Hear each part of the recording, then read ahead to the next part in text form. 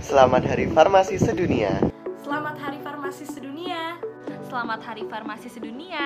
Selamat Hari Farmasi Sedunia. Selamat Hari Farmasi Sedunia.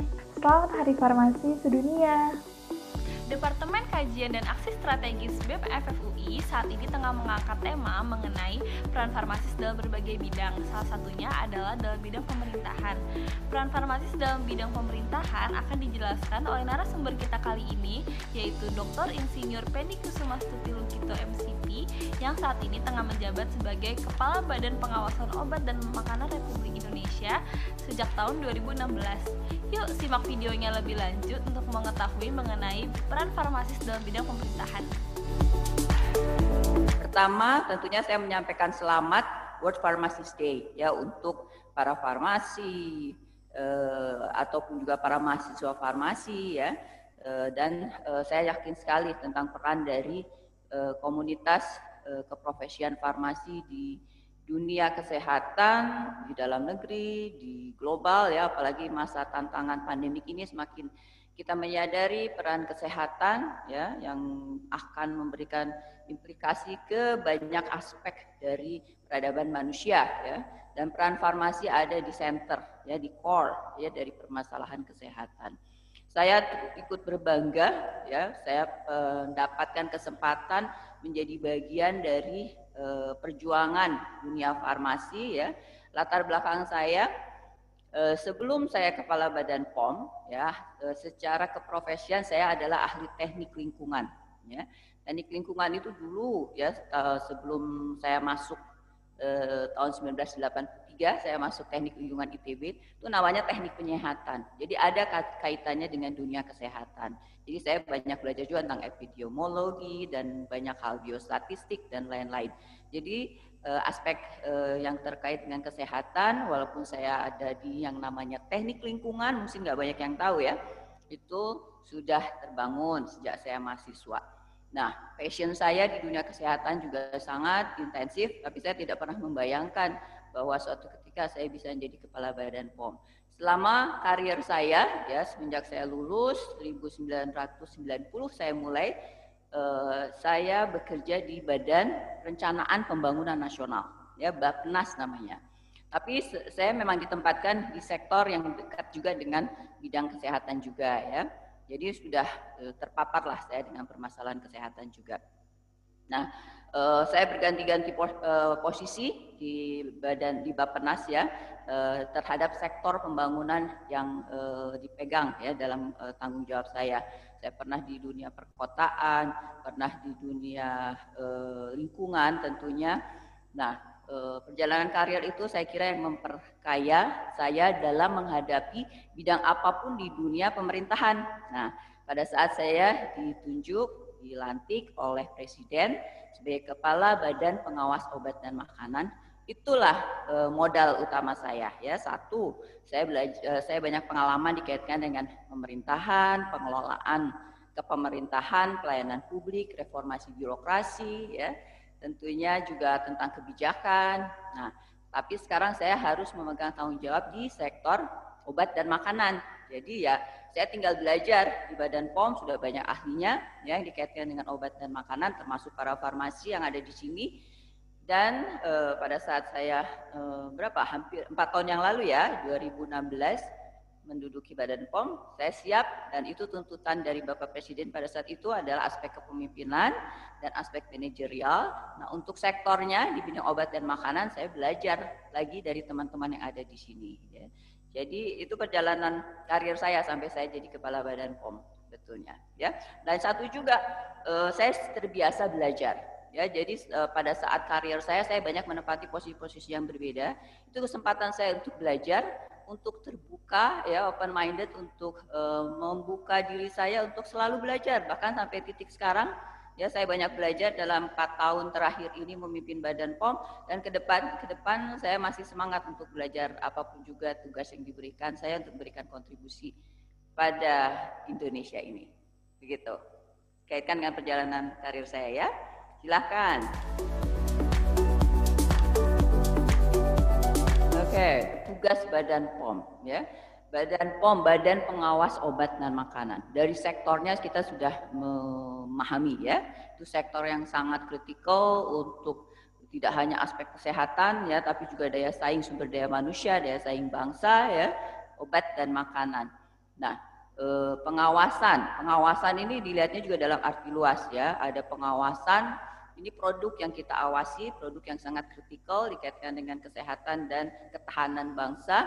Pengawasan meliputi pre-market, post-market. Pre-market adalah dimulai dari sebelum produk itu beredarkan, dimulai dari juga aspek standarisasinya, aspek nanti hilirisasi, pendampingan untuk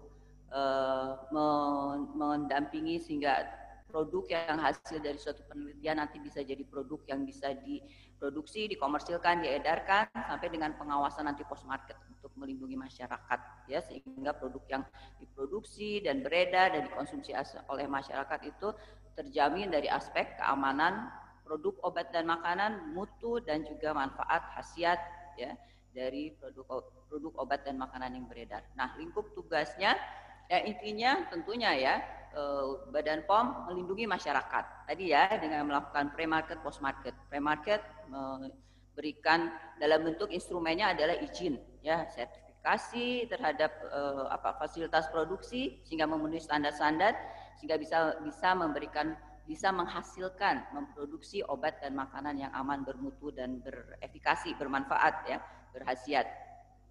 Nah, dalam pre-market ya, kemudian dimulai juga dari pemberian standar, ya, terus nanti post-market itu pre-market ya, dalam bentuk instrumennya perizinan, registrasi. Nanti setelah itu, setelah diproduksi dan diedarkan juga kita melakukan pengawasan, pengujian, surveillance, sampling, kemudian dari hasil itu kita melakukan penilaian, melakukan lebih jauh lagi adalah penindakan ya. Itu di jalur formal maupun di jalur yang banyak sekali juga produk yang ini kan, produk-produk ilegal yang masuk ke peredaran ya dengan cara-cara ilegal. Nah, itu juga tugas Badan POM untuk melakukan penindakan hukum bekerjasama tentunya dengan para penegak hukum lainnya. Jadi pertama melindungi masyarakat ya dari memastikan produk obat dan makanan yang beredar di masyarakat adalah produk obat dan makanan yang aman, bermutu, berkualitas dan berkhasiat tentunya, apalagi kalau obat ya. Kemudian kedua adalah selain daripada itu juga tugas Badan POM mendukung, memfasilitasi, mendorong pengembangan industri obat dan makanan ya. Dengan tentunya regulasi yang diterapkan di Badan POM harus bisa memberikan peluang pada inovasi ya. Inovasi harus bisa juga mendampingi, memfasilitasi, mendorong sehingga produk-produk hasil penelitian ya, baik itu untuk obat tradisional, pangan dan lain-lain yang dalam ini ya produk yang diawasi itu dapat kemudian dihilirisasi ya, didampingi, diuji sehingga ada evidence base-nya, scientific base sehingga memang pantas karena sudah terjamin aspek keamanan dan mutunya untuk bisa diproduksi dan diedarkan oleh industri tentunya. Nah, di situ Badan POM juga termasuk adalah mendampingi, memfasilitasi, memberikan training, capacity building untuk dunia industri ya, untuk bisa menepati standar-standar yang ada ya. Kemudian termasuk juga UMKM ya, karena produk obat dan makanan terutama obat tradisional, obat berbahan alam, kosmetik dan pangan itu masih besar adalah industri dunia usaha UMKM ya, industri menengah ya, industri kecil, mikro, menengah ya, sehingga memang masih membutuhkan uluran tangan dari pemerintah, dukungan. Badan POM sebagai bagian dari pemerintah adalah tugasnya untuk juga mendampingi, memberikan capacity building ya, technical advice, coaching klinik, pendampingan ya, contohnya untuk terutama UMKM jamu, misalnya UMKM obat berbahan alam, kemudian kosmetik dan pangan banyak sekali ya, UMKM pangan itu banyak inovasi-inovasi, tapi harus dipastikan bahwa inovasi-inovasi tersebut sebelum bisa dibuat secara massal dan diedarkan, diproduksi secara massal dan diedarkan betul-betul memenuhi standar. Jadi tugas Badan POM mendampingi, memberikan juga insentif, simplifikasi, keberpihakan, ya. Jadi itu aspek kebijakan dan regulasi itu juga ada di Badan POM. Itu tadi ya, satu melindungi masyarakat dengan berbagai pengawasan post market kita, dan juga di dalam registrasi juga kita melakukan penilaian, pengujian yang memastikan itu aman. Dan kedua, tetap kita adalah bagian yang mendorong, mendukung industri obat dan makanan, terutama untuk aspek kemandirian. Sehingga bagaimana produk obat dan makanan bisa diproduksi di sini, bisa menjadi produk-produk dalam negeri, bisa menjadi tuan rumah di negeri sendiri, ya. Jadi keberpihakan itu ya dari aspek regulasi kita berikan, dan bisa menjadi produk-produk berdaya saing ekspor, ya. Kita harus bangga, potensi dari industri farmasi Indonesia besar sekali, masih banyak nih yang bisa kita gali. Tugas dari Anda semua nih para mahasiswa ke depan, ya, untuk meyakinkan ke depan industri farmasi kita akan terus berkembang, ya, dari apa yang kita punya sekarang harus berbasiskan saintifik, ya, ke depan, bukan hanya industri farmasi yang hanya import, yaitu kan dagang berarti ya, perdagangan. Import masih dibutuhkan ke depan, tapi aspek kemandirian harus terus kita kembangkan terus, ya, artinya diproduksi di Indonesia, ya, nanti menjadi tugas Anda semua. Ketiga, tentunya meningkatkan sumber daya manusia. Itu ketiga, dan mungkin itu poin yang pertama, ya, meningkatkan kemampuan sumber daya manusia dikaitkan dengan kepahamannya, ya, pemahamannya mengenai bagaimana menjadi konsumen yang cerdas, ya, bagaimana memilih produk obat dan makanan yang aman dan bermutu dan berkualitas, ya, dan kesadaran pemahaman mengenai kenapa ini, terutama nih sekarang banyak sekali isu-isu kan tentang overclaim dan sebagainya. Jadi kenapa uji klinik dibutuhkan, itu pemahaman seperti itu harus dipahami, ya. Jadi Badan POM tidak menghambat pengembangan produk obat dan makanan, tapi bagaimana kita mendampingi sehingga produk obat dan makanan, terutama obat yang berisiko tinggi itu, bisa kita yakin, kita jamin aspek keamanan dan khasiatnya. Tadi ya, edukasi masyarakat untuk menjadi konsumen yang cerdas, artinya adalah kalau konsumen cerdas dia akan demand, ini masalah demand dan supply juga, ya. Dia akan menuntut, ya, demand terhadap produk, hanya membeli produk yang aman dan bermutu berkualitas, ya. Kalau demandnya menuntutnya seperti itu, masyarakatnya sudah cerdas dalam sebagai konsumen, dengan demikian juga supply yang akan ada akan merespon dengan hanya produk-produk yang berkualitas yang ada di pasar. Karena kalau yang tidak berkualitas dengan sendirinya tidak ada yang membeli. Secara alamiah akan terseleksi sendiri, dia tidak akan ada yang membeli, ya. Tapi kalau kita masih tidak paham, masih juga tergiur oleh iklan-iklan yang overclaim, ya, tidak mencari informasi lebih luas lagi, nanti dibelilah itu produk-produk yang ilegal, ya, tanpa ada izin edar dari Badan POM, klaimnya overclaim, ya, yang dengan iklan-iklan yang menjanjikan padahal tidak ada scientific base-nya. Itu tugas dari Badan POM bersama-sama dengan seluruh masyarakat, seluruh komponen bangsa, termasuk juga mahasiswa, ya, mahasiswa, apalagi mahasiswa farmasi, harus juga ada di depan untuk mengedukasi masyarakat menjadi konsumen yang cerdas.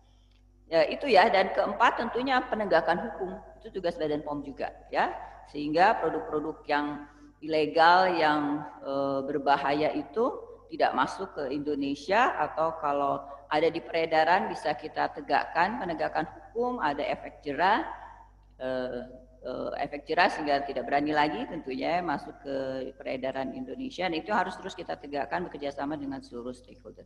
Jadi lingkup tugas yang sangat luas, ya. Ini kalau pertanyaan tentang apa saja tugasnya Badan POM, sehingga membutuhkan keprofesian yang sangat beragam, ya. Tentu farmasi sangat dibutuhkan tadi, ya, merespon terhadap bagaimana kita membangun dunia industri farmasi yang berbasiskan research misalnya, itu dibutuhkan peran dari Badan POM, dari farmasis, ya, para keprofesian farmasi.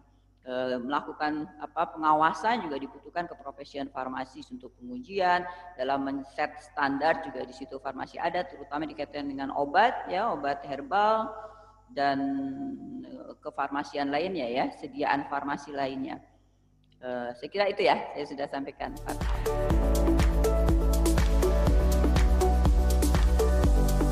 Oke, tadi, ya, saya sudah sampaikan karena lingkup tugasnya yang sangat luas tadi, sudah ditangkap, ya, tadi, ya. Tidaknya kategorinya ada 4, tapi itu nanti akan bisa berkembang luas sekali. keprofesian apa saja yang dibutuhkan. Tentu farmasi sangat dibutuhkan di sini ya, apalagi untuk aspek kita kan Badan POM itu ada 4 unit divisi yang dikaitkan dengan produk ya, kan obat dan makanan itu termasuk di dalamnya obat tradisional, suplemen kesehatan, kosmetik dan pangan ya. Jadi itu produknya yang kita awasi ya. Nah, keprofesiannya ya tentunya terkait juga dengan produk tersebut ya. Namun lebih dari itu ya, karena kan ada aspek pengujian, ada tadi pengawasan, ada aspek hukum juga ya. Jadi selain daripada keprofesian farmasi kita tentunya dan juga dukungan kita pada industri ya, sehingga kita juga membutuhkan keprofesian segala hal yang terkait dengan tadi ya, ilmu hayati mungkin ya, farmasi, ilmu hayati dalam arti luas, dunia keprofesian ekonomi juga karena kita mendukung industri tentunya ya. Jadi pemahaman tentang dunia industri, dunia ekonomi, hukum tentunya dibutuhkan dan komunikasi. Artinya apa? Ya, segala siapapun yang akan bergabung dengan Badan POM dengan keprofesian spesial teknik masing-masing itu tidak apa-apa, mereka menguasai di bidang tekniknya masing-masing. Namun pada saat masuk ke Badan POM harus siap-siap juga untuk menambah wawasan, atau mungkin ini bisa disiapkan selama belajar ya, selama menjadi mahasiswa ya, untuk mengejar S1, S2 itu menyiapkan diri ya dengan bidang spesifik teknisnya masing-masing, tapi juga ditambahkan dengan kemampuan-kemampuan hukum, kemampuan tentang kebijakan publik, kemampuan tentang komunikasi itu sangat dibutuhkan ya. Kemampuan tentang dunia ekonomi, industri ya secara general mungkin perlu dipahami. Sehingga dan yang paling penting sebetulnya adalah kemampuan berpikir kita yang siap untuk berinovasi juga ya. Kemampuan berpikir kreatif. Saya kira itu bisa dipelajari loh pada saat Anda semua menyelesaikan pendidikan ya, bahkan pada saat S1 ya. Belajar untuk berpikir kreatif. Ada kan? Menulis kreatif, coba ambil deh, enggak tahu mudah-mudahan di UI ada ya, training atau mata kuliah menulis kreatif itu juga mengajarkan kita berpikir kreatif. Malah mudah-mudahan ada satu mata kuliah yang bisa diambil ya secara cross bidang, cross departemen yang dikaitkan dengan berpikir kreatif, creative thinking ya, atau entrepreneurship, nah itu pasti ada creative thinkingnya. Nah, entrepreneurship perlu loh dipelajari oleh para farmasis yang akan masuk ke dunia industri farmasi atau ke dunia pemerintahan ya seperti Badan POM. Nanti kita akan mendampingi dunia industri ya, jadi sehingga harus juga berpikir inovasi, karena inovasi itu bukan hanya di aspek-aspek yang teknis ya inovasi, tapi juga inovasi dalam regulasi ya. Kita harus berpikir inovatif bagaimana memberikan pelayanan publik yang lebih simpel, lebih sederhana, lebih cepat. Ya. Itu dibutuhkan kemampuan kita untuk open minded. Nah, sekarang bangsa Indonesia dalam keprofesian apapun harus berpikir open minded. Ya. Untuk berpikir open minded kita harus juga bisa memahami banyak bidang lain, tidak hanya terkungkung pada spesifik keahlian teknisnya ya. Nah, Anda semua nih farmasi sangat dibutuhkan keprofesian farmasi secara teknis. Tapi Anda harus kalau ingin memberikan kontribusi yang lebih besar lagi ya untuk bangsa ini, mulai untuk berpikir memahami keprofesian dari latar belakang yang lain. Itu akan membantu kita untuk open minded ya. Open minded nih betul-betul nih bangsa Indonesia kita semua harus terus belajar. Menghargai keprofesian lain, memahami, menghargai perbedaan pemikiran dengan positif ya. Nah, kemudian berpikir inovasi ya, berpikir inovatif ya di dalam tugas kita masing-masing ya, dalam menjalankan, mengaplikasikan, mengimplementasikan keahlian teknis yang dipelajari di dalam dunia pendidikannya nanti in real words ya, antisipasi dalam kondisi real nanti di lapangan itu kita akan bekerja sama dengan banyak pihak sehingga kita harus berpikir open untuk bagaimana keahlian teknis yang kita punyai bisa memberikan kontribusi terhadap suatu keputusan yang sifatnya untuk publik ya untuk kebesaran negeri ini, untuk masyarakat lebih luas ya. Jadi selama belajar, kalau saya lihat ya untuk bidang-bidang seperti farmasi, Anda mengejar keahlian, keprofesian Anda secara teknis. Tapi antisipasi untuk nanti pada saat Anda di lapangan, Anda harus bisa membuka diri untuk bisa memahami bidang-bidang keilmuan yang lain untuk memperkuat ya peranan keprofesian Anda sehingga bisa memberikan kontribusi yang besar. Ya. Saya tangkap ya yang dikaitkan dengan apa keprofesian yang dibutuhkan di Badan POM. Okay. Tantangannya banyak sekali ya.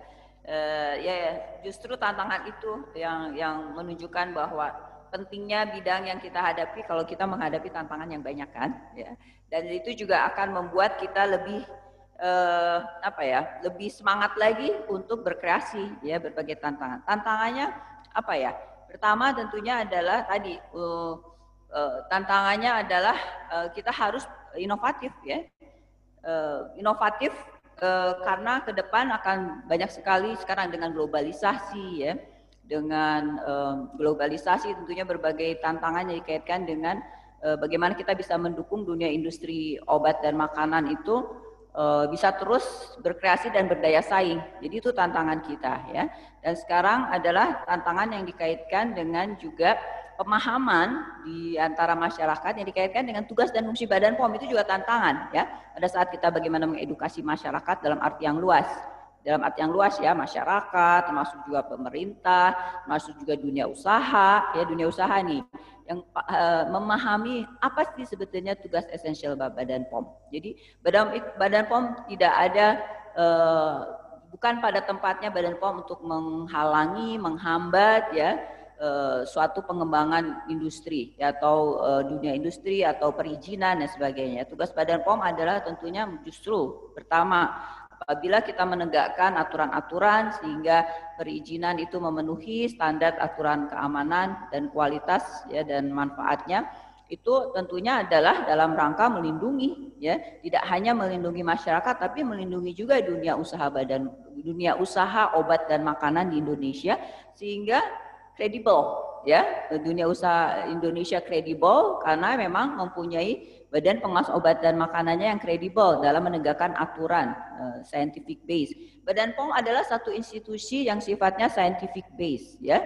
Tentunya scientific base dalam arti yang luas karena scientific base itu data tersebut akan menjadi masukan untuk kebijakan publik yang dikeluarkan oleh Badan POM.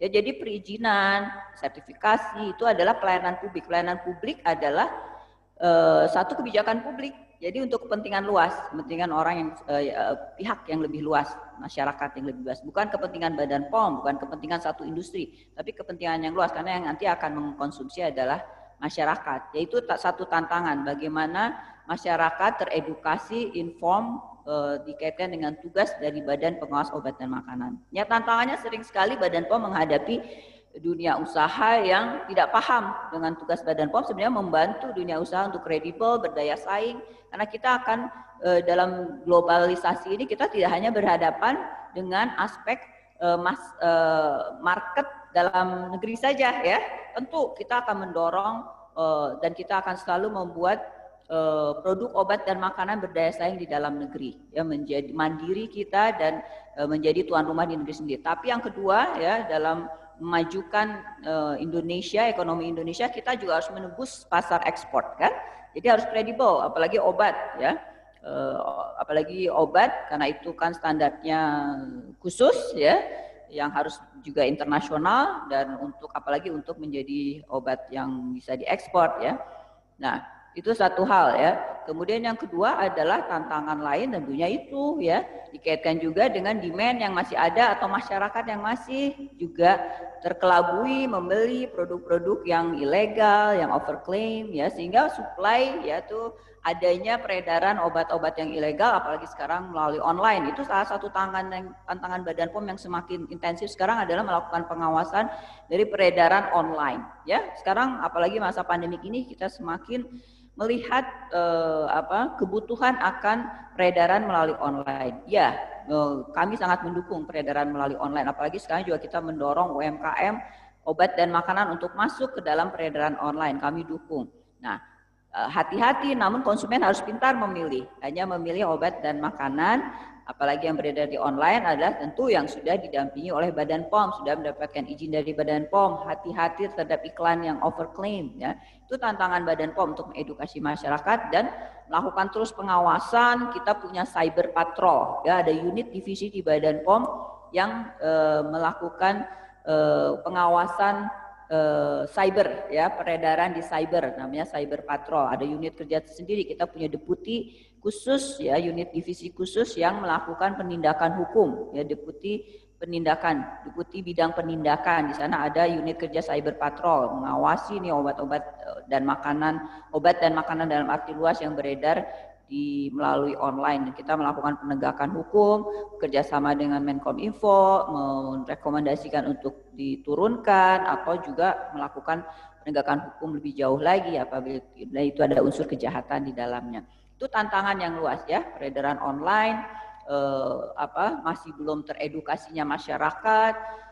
Tantangan yang lain saya kira juga adalah ya pendampingan untuk pelaku usaha, untuk memahami bahwa untuk meningkatkan produknya untuk bisa berdaya saing, Badan POM siap untuk mendampingi. Jadi Badan POM adalah teman mitra untuk juga meningkatkan kapasitas produksinya sehingga bisa berdaya saing, aman, bermutu untuk masyarakat. Saya kira itu beberapa tantangan. Tantangan yang utama adalah, nah itu tadi yang saya sampaikan, ya, khususnya untuk farmasi ini. Industri farmasi, bagaimana sekarang kita mendorong, ya, Indonesia nih dengan potensi yang ada, pasar yang ada, potensi sumber daya manusia, knowledge yang ada di Indonesia, itu bagaimana kita ke depan membangun industri farmasi yang berbasiskan sains, ya, berbasiskan penelitian. Jadi bukan hanya dunia industri farmasi yang import, ya, tapi bagaimana kita bisa menghasilkan penelitian-penelitian di bidang kefarmasian, ya, yang berkualitas. Kemudian bagaimana penelitian-penelitian tersebut tidak hanya berhenti sebagai penelitian, tapi dihilirisasi, ya, dipertemukan dengan dunia industri, kemudian menjadi satu produk yang bisa diproduksi secara massal dan menjadi akses produk tersebut. Kita mandiri di bidang obat, ya. Kemudian kita juga bisa memegang paten, kita bisa menjual produk tersebut juga ke pasar global, dan kita menjadi lebih terkemuka lagi di dunia industri farmasi global tentunya, ya, ke depan. Saya kira itu juga tantangan Badan POM untuk bagaimana bisa mendampingi hilirisasi tersebut, ya, mendorong dan mendampingi tahapan-tahapan hilirisasi, pendampingan pada hasil-hasil penelitian untuk bisa menjadi produk komersial dan berdaya saing. Farmasi sudah terbiasa dengan ketepatan terhadap standar, kan, ya, karena selama ini selalu ada standar-standar yang dikembangkan dan ada kepatuhan, ketepatan pada standar. Saya kira itu bagus sekali, memberikan integritas pada seorang farmasi, ya, dalam melakukan keprofesiannya.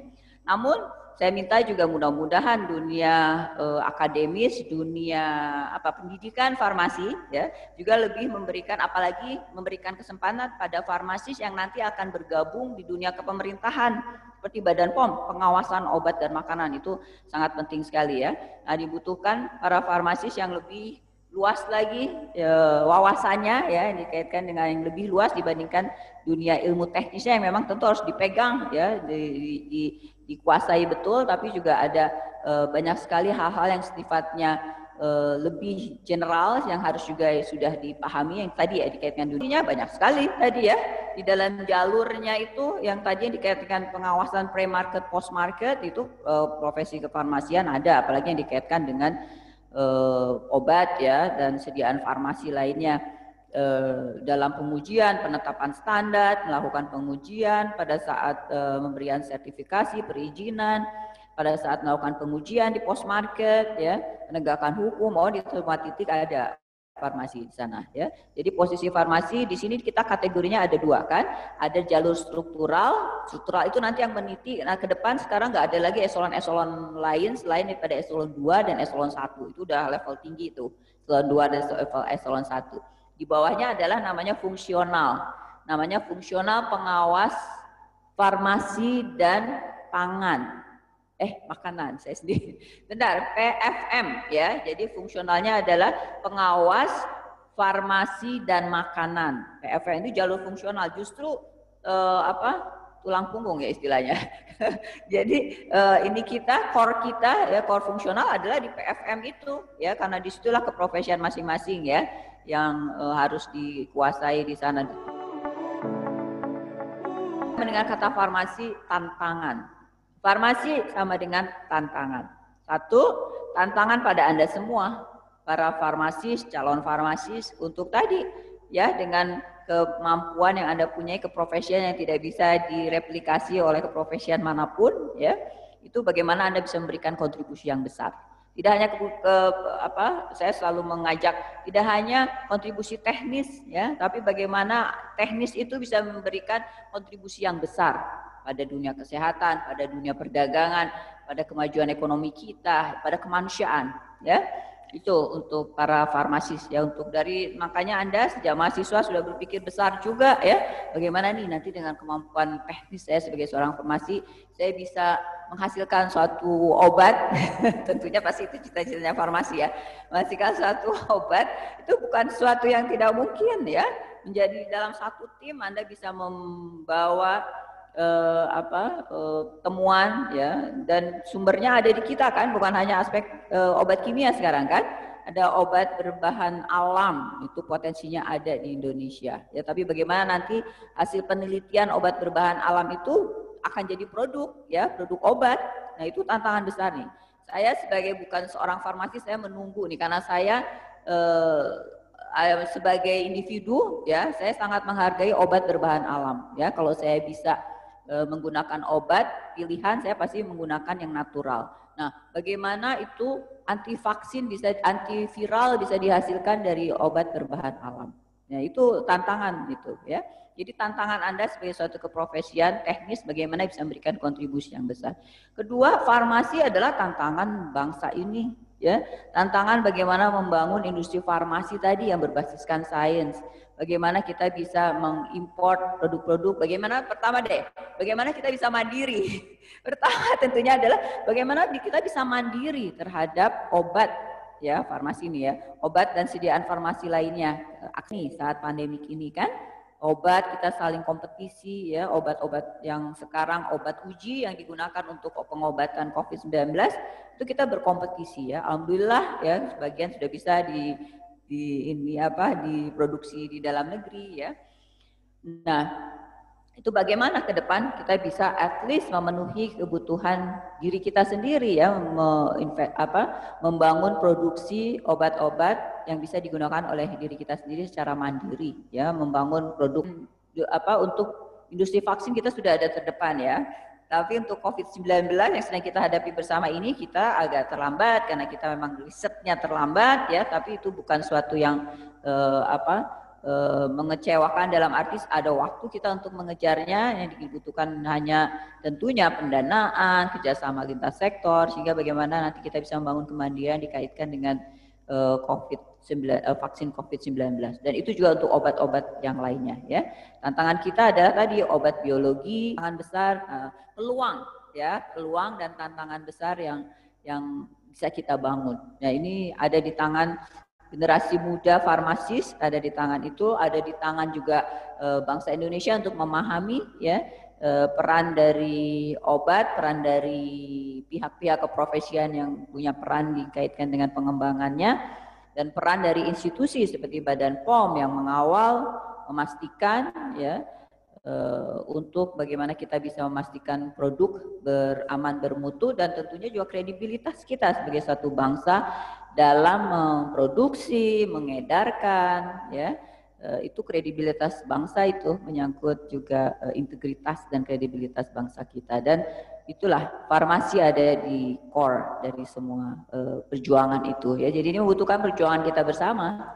Perjuangan untuk dunia farmasi adalah perjuangan bangsa ini ya, perjuangan kita ke depan bersama-sama ya. Dan generasi muda ya, saya mengharapkan untuk bisa meneruskan apa yang sudah dibangun di Badan POM. Para farmasi silakan bergabung di Badan POM ya, dengan semangat nasionalisme tinggi ya, nasionalisme tinggi itu harus dibangun. Ini perjuangan kita. Mari bergabung dengan Badan POM, kita bersama-sama mendampingi dunia